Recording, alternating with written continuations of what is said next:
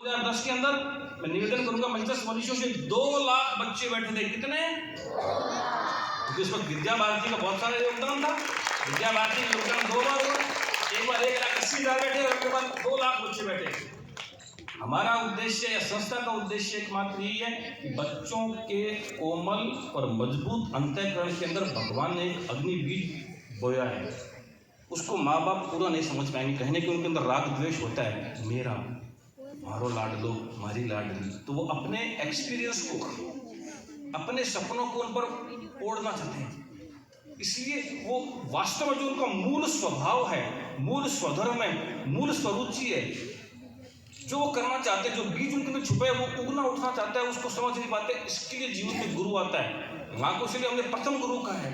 गीता वहाँ आके हमको गाइड करती है, वैज्ञानिक को भी गाइड करती है। गीता तो खाली सैनिक को गाइड करती है, विद्यार्थियों को, शिक्षकों को, संतों को, वैज्ञानिकों को, प्रशासकों को, राजनेताओं को, उद्योगपतियों को, सबको गाइड करती है। क्यों?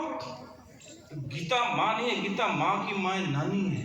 गीता उपनिषदों का सार है, उपनिषद वेदों का सार है। और वेद कितने? अनंता वेदा, वेद अनंत है। आज तो वेद कितने रह गए? केवल 4 वेद रह गए। कोई बात नहीं, चारों वेदों के अंदर सब कुछ बताया गया है। हम कहाँ से आए जो मैंने पूछा था वो तक बताया गया है। तो उस गीता के सार को लेकर बच्चों के पास हम पहुँचे। पूज्य गुरुदेव से बहुत सारे माता पिता शिकायत लेके आ गए, आप हमारे बच्चों को सन्यासी बनाना चाहते हैं। तब गुरुदेव ने कहा, अर्जुन सन्यासी नहीं था, कृष्ण भी सन्यासी नहीं था। आपके अंदर जो मूल चीज भगवान ने आपके कान के अंदर जब आप इतने से थे, जो संदेश दिया था, सिद्धोसी बुद्धोसी जनोसी संसार माया परिवर्तितोसी, वो मदालसा की वाणी, वो मदालसा की लोरी, उसको हम समझ पाएं, समाज समझ पाएं तो कल्याण हो जाएगा। नहीं तो भी फ्रस्ट्रेशन आ रहा है हमारे युवा में, हमारे बच्चों में आ रहा है। छोटी छोटी बात को लेकर नेगेटिविटी, छोटी छोटी बात को लेकर डिप्रेशन में, जबकि वो प्रतिभा से भरे हुए हैं। वोल्यूशन, इमोशन, कॉग्निशन, तीनों शक्तियां फूट फूट कर अंदर भरी हुई है। Capacity to will, capacity to know and the capacity to be one with, उसी को कहते हैं तन में होना। इसलिए मैंने कहा था, बालिका में, मातृशक्ति में तन में होने की शक्ति ज़्यादा होती है। इसीलिए लालेश्वर के पास जब कोई बालिका आती है, मातृमूर्ति आती है, तो लालेश्वर तांडव करने लगता है। महादेव का हृदय पिघल जाता है। क्यों? चिंतन करना। अभी समाज समझ नहीं पा रहा लड़की कहते किसे, ये भी नहीं समझ पा रहा लड़का किसे कहते हैं। लड़की तो भाव की नदी है, लड़के में एक जोश है। आज लड़की में जोश है, लड़का दब्बू हो रहा है। चिंतन करना पड़ेगा, समाज किस दिशा में जा रहा है। ऐसे में गीता हमारा कितना मार्गदर्शन कर सकती है। हम पूरे समाज का, और हमको तो पूज्य गुरुदेव ने हम सबको कितना दीक्षित शिक्षित किया है। अब अंतिम बात, गीता हमको मरना सिखाती है, गीता हमको जीना भी सिखाती है। कौन कौन मरना चाहता है? नहीं, हम कोई नहीं मरना चाहते। वह अमृतस्य पुत्र, हमारी मृत्युंजय संस्कृति है। लेकिन प्रतिदिन रात को जब भी हम सोते हैं, लगभग शव हो जाते हैं।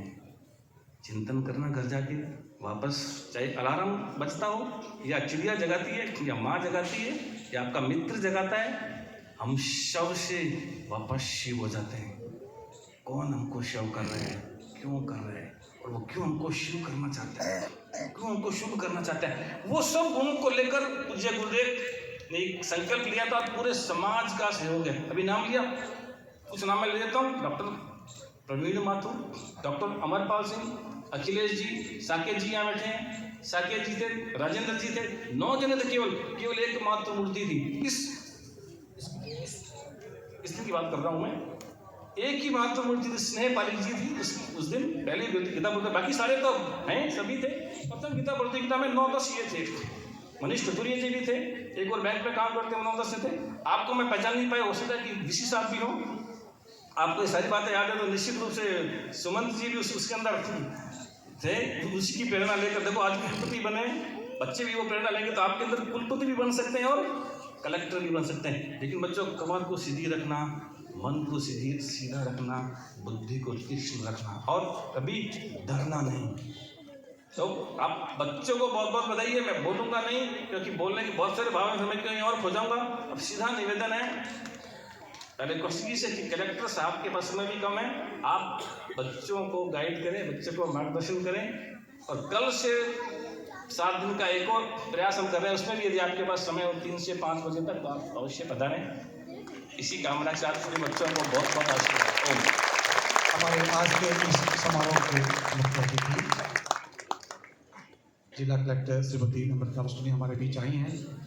मेरा उनसे अनुरोध कि वे आएँ और बच्चों को आशीर्वाद से अपना उद्बोधन दें। श्रीमती नम्रता अवस्थी।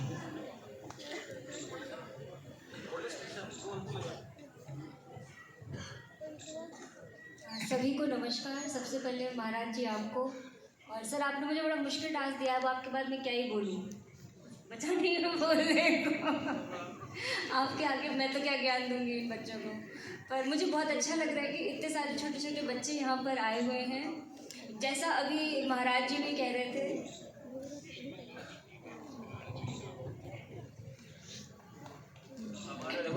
महादेव बीकानेर पश्चिम के उनका हार्दिक स्वागत अभिनंदन करते हैं। श्री जेठालाल जी। जैसा अभी महाराज जी हमें बता रहे थे कि मेहनत करें, अपनी स्पाइन स्ट्रेट रखें, माइंड को शार्प रखें, तो मैं भी बस यही कहूँगी कि जीवन में सफलता का कोई शॉर्टकट नहीं है। आप जितनी मेहनत करोगे उतना आपको रिवॉर्ड मिलेगा, और ईमानदारी से मेहनत करें। ऐसे जो बच्चे फिजिक्स पढ़ते हैं, आपने ये पढ़ा होगा वेक्टर क्वांटिटीज़, जिसमें दिशा और उसकी अमाउंट दोनों के फ़र्क पड़ता है। तो स्टडीज़ भी वैसी ही हैं। ऐसे ही कोई भी किताब खोलकर मम्मी पापा को बेवकूफ़ नहीं बनाना है। पढ़ाई करनी है, 4 घंटे लेके बैठे हो तो पढ़ो, ये बहुत ज़रूरी होता है। बाकी मेरा मानना है जो भी जीवन में ईमानदारी से परिश्रम करता है उसको उसकी मेहनत का रिवॉर्ड हमेशा मिलता है। जब ऐसा ना हो तो हमें खुद इंट्रोस्पेक्ट करना चाहिए कि हमारी मेहनत में कहाँ कमी रह गई, वरना जितनी हम मेहनत करते हैं उसका प्रतिफल हमें हमेशा प्राप्त होता है। शायद गीता में भी यही लिखा हुआ है। Thank you.